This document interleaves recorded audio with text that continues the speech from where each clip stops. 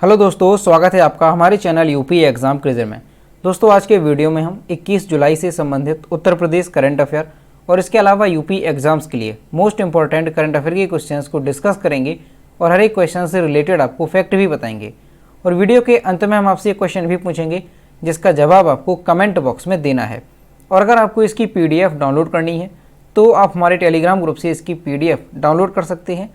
Telegram group की link आपको video के डिस्क्रिप्शन में मिल जाएगी। तो चलिए शुरू करते हैं।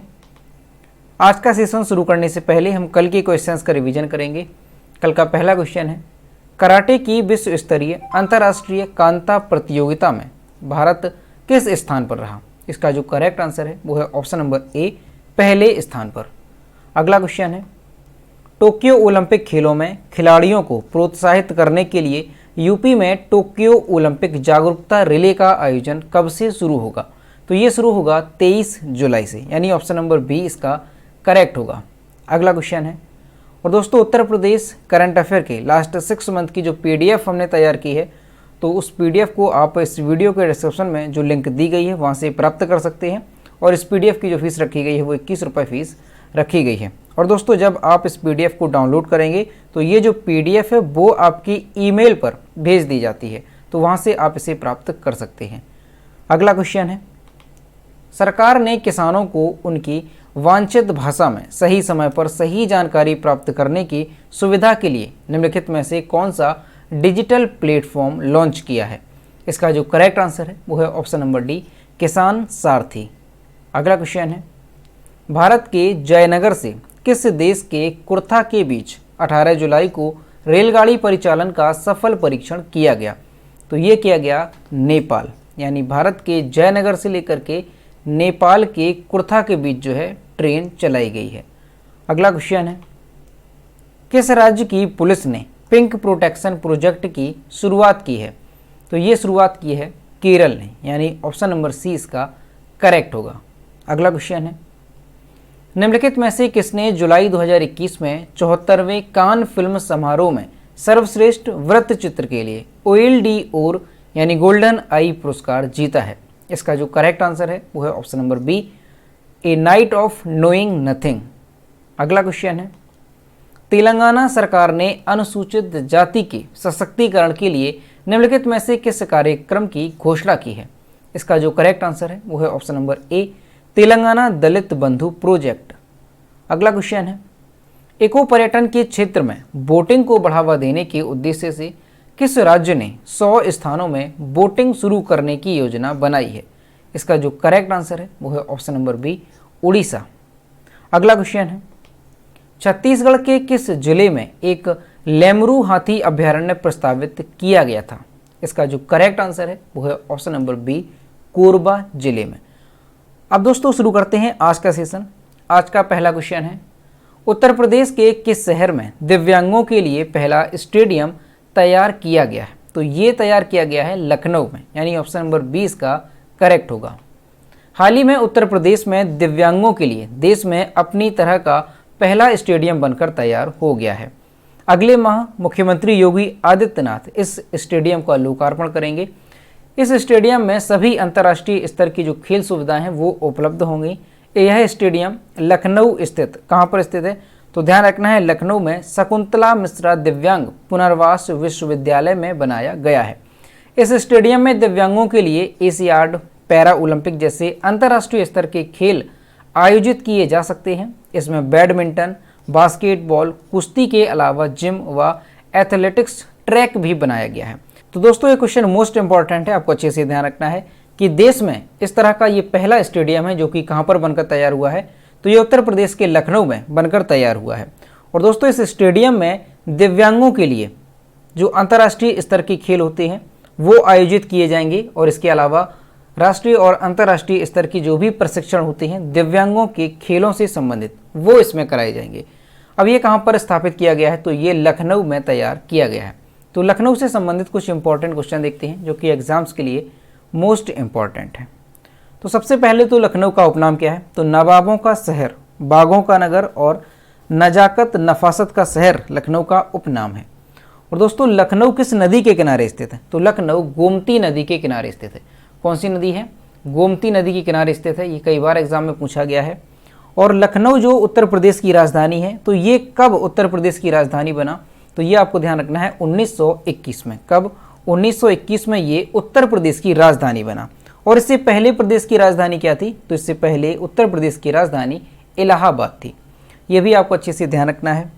और दोस्तों लखनऊ में कांग्रेस के 3 अधिवेशन हुए। कौन कौन से हुए?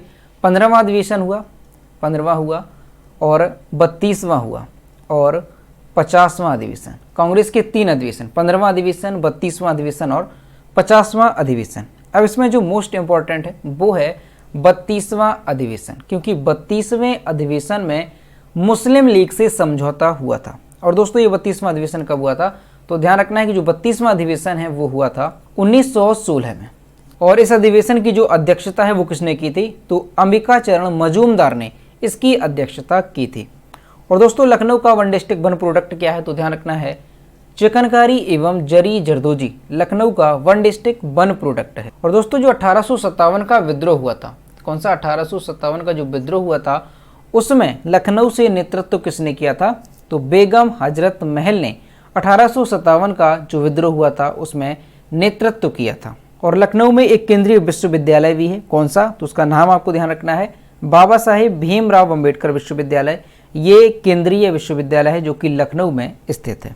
तो ये सारी चीज़ें लखनऊ से रिलेटेड आपको अच्छे से ध्यान रखनी है।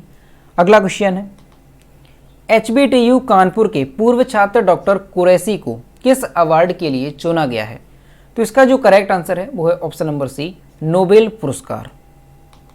HBTU कानपुर के पुरातन छात्र डॉक्टर नसीब कुरैशी नोबेल पुरस्कार के लिए नामित हुए हैं। उन्हें ऊर्जा के क्षेत्र में बेहतर कार्य करने के लिए चयनित किया गया है। डॉक्टर कुरैशी मौजूदा समय में United states department of agriculture में सीनियर रिसर्च केमिकल इंजीनियर हैं। वह यूनिवर्सिटी ऑफ इलिनोइस में सहायक प्रोफेसर हैं। और ये जो डॉक्टर कुरैशी हैं इन्होंने HBTU कानपुर में 1980 में बायोकेमिकल इंजीनियरिंग से बीटेक किया है। तो दोस्तों ये क्वेश्चन भी मोस्ट इंपॉर्टेंट है, आपको अच्छे से ध्यान रखना है कि HBTU जो कानपुर में स्थित है उसके पुरातन छात्र डॉक्टर नसीब कुरैशी, इन्हें नोबेल पुरस्कार के लिए नामित किया गया है। और इन्हें नोबेल पुरस्कार जो है वो किस लिए दिया जा रहा है, तो ऊर्जा के क्षेत्र में बेहतर कार्य करने के लिए इन्हें चयनित किया गया है। अगला क्वेश्चन है, उत्तर प्रदेश में कितनी महिलाओं को ऑनलाइन फूड प्रोसेसिंग की निःशुल्क ट्रेनिंग दी जाएगी, तो ये दी जाएगी 1 लाख महिलाओं को, यानी ऑप्शन नंबर 20 का करेक्ट होगा। राजधानी समेत प्रदेश की 1 लाख महिलाओं को निःशुल्क ट्रेनिंग के लिए क्षेत्रीय खाद्य शोध एवं अनुसंधान, यहाँ पर दोस्तों अनुसंधान होगा, केंद्र ने प्रशिक्षण का खाका तैयार कर लिया है। इसके तहत शहरी और ग्रामीण क्षेत्रों में रहने वाली महिलाओं को ट्रेनिंग दी जाएगी। प्रदेश में 370 फूड प्रोसेसिंग की छोटी बड़ी यूनिटों की स्थापना की जाएगी। शहरी आजीविका मिशन और राष्ट्रीय आजीविका मिशन के तहत काम करने वाली संस्था सीमार्ट इंडिया को ऑनलाइन ट्रेनिंग देने की जिम्मेदारी दी गई है। तो दोस्तों उत्तर प्रदेश में 1 लाख महिलाओं को फूड प्रोसेसिंग के लिए ऑनलाइन निःशुल्क ट्रेनिंग दी जाएगी। अब दोस्तों यहाँ पर आपको ध्यान रखना है कि प्रदेश में 370 फूड प्रोसेसिंग की जो छोटी बड़ी यूनिट है उसकी स्थापना की जाएगी। अब दोस्तों ये जो फूड प्रोसेसिंग यूनिट है तो इसमें किसे प्राथमिकता दी जाएगी, तो ध्यान रखना है कि आम की है, अमरूद, लीची व आंवला के बागवानों को इसमें जो है प्राथमिकता दी जाएगी। अगला क्वेश्चन है, HCL कंपनी के नए अध्यक्ष एवं MD के रूप में निम्न में से किसे नियुक्त किया गया है, तो ये किया गया है C विजय कुमार, यानी ऑप्शन नंबर डी इसका करेक्ट होगा। भारतीय IT क्षेत्र के विकास में अग्रणी भूमिका निभाने वाले शिव नादर ने HCL टेक्नोलॉजीज के प्रबंध निदेशक और बोर्ड के सदस्य के पद से इस्तीफा दे दिया है। शिव नादर के स्थान पर कंपनी के अध्यक्ष और CEO C विजय कुमार को 5 साल के लिए मैनेजिंग डायरेक्टर बनाया गया है। शिव नादर भारत में कंप्यूटिंग और IT उद्योग के अग्रणी हैं। उन्होंने 1976 में HCL ग्रुप शुरू किया था। शिव नादर की लीडरशिप में पिछले 45 साल के भीतर कंपनी ने स्टार्टअप से ग्लोबल IT कंपनी का रुतबा हासिल कर लिया है। तो दोस्तों आपको ध्यान रखना है कि HCL टेक्नोलॉजीज के जो प्रबंध निदेशक और बोर्ड के सदस्य थे शिव नादर, उन्होंने इस्तीफा दे दिया है और शिव नादर के स्थान पर अब कंपनी के अध्यक्ष और CEO कौन बनेंगे, तो C विजय कुमार को जो है कंपनी का मैनेजिंग डायरेक्टर बनाया गया है। कितने साल के लिए? तो 5 साल के लिए। अगला क्वेश्चन है, किस देश के बीच वर्चुअल अभ्यास TTX 2021 आयोजित किया गया? इसका जो करेक्ट आंसर होगा वो है ऑप्शन नंबर डी, उपरोक्त सभी, यानी भारत, श्रीलंका और मालदीव के बीच ये जो अभ्यास है वो आयोजित किया गया है। मैरीटाइम वॉरफेयर सेंटर मुंबई द्वारा समन्वित एक वर्चुअल त्रिपक्षीय टेबल टॉप अभ्यास TTX 2021 भारत, श्रीलंका और मालदीव के द्वारा आयोजित किया गया। 2 दिवसीय अभ्यास TTX 2021 का उद्देश्य आपसी समझ को बढ़ाना और आम अंतर्राष्ट्रीय अपराध का मुकाबला करने के लिए सर्वोत्तम प्रथाओं की प्रक्रियाओं का आदान प्रदान करना है। TTX 2021 भारत, मालदीव, श्रीलंका के बीच गहरे त्रिपक्षीय जुड़ाव का उदाहरण है। तो दोस्तों आपको ध्यान रखना है कि ये जो TTX 2021 ये जो अभ्यास है ये किन देशों के बीच में हो रहा है? तो भारत, श्रीलंका और मालदीव के बीच ये आयोजित किया गया है। अगला क्वेश्चन है, सीरिया देश के नए राष्ट्रपति कौन बने? तो ये बने हैं बशर अल असद, यानी ऑप्शन नंबर ए इसका करेक्ट होगा। सीरिया के राष्ट्रपति चुनाव में बशर अल असद ने जबरदस्त जीत हासिल कर लगातार चौथी बार सत्ता पर कब्जा किया। अब दोस्तों इन्हें जो चुनौती देने वाले 2 उम्मीदवार थे, पहले थे महमूद अहमद, उन्हें 3.3% और दूसरे थे अब्दुल्ला सालोम अब्दुल्ला, उन्हें 1.5% मत हासिल हुए, जबकि बशर अल को 95.1% वोट हासिल हुए। तो दोस्तों आपको ध्यान रखना है कि सीरिया के फिर से जो है राष्ट्रपति के रूप में कौन बन गए हैं? तो बशर अल असद जो है ये चौथी बार सीरिया के राष्ट्रपति बने हैं। अब दोस्तों अगर सीरिया की बात करें तो सीरिया के राष्ट्रपति कौन बन गए? तो बशर अल असद। सीरिया की राजधानी क्या है? तो दमस्कस सीरिया की राजधानी है। और सीरिया की मुद्रा क्या है? तो सीरियन पाउंड सीरिया की मुद्रा है। अगला क्वेश्चन है, अफगानिस्तान देश में कवरेज के दौरान किस भारतीय पत्रकार की हत्या की गई? इसका जो करेक्ट आंसर है वो है option number C, Danish Siddiqui. Pulitzer पुरस्कार विजेता भारतीय फोटो पत्रकार दानिश सिद्दीकी का अफगान सैनिकों और तालिबान के बीच लड़ाई की रिपोर्टिंग करते समय निधन हो गया। उन्होंने 2018 में रॉयटर्स समाचार एजेंसी के साथ फोटोग्राफर के रूप में काम करने वाले 6 अन्य लोगों के साथ प्रतिष्ठित पुलित्जर पुरस्कार प्राप्त किया था।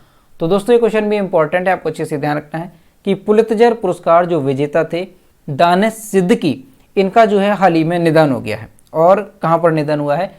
तो इनका निधन अफगानिस्तान में हुआ है। अफगान सैनिकों और तालिबान के बीच लड़ाई के दौरान रिपोर्टिंग करते समय इनका निधन हुआ है। अब दोस्तों अगर अफगानिस्तान की बात करें तो अफगानिस्तान की राजधानी क्या है?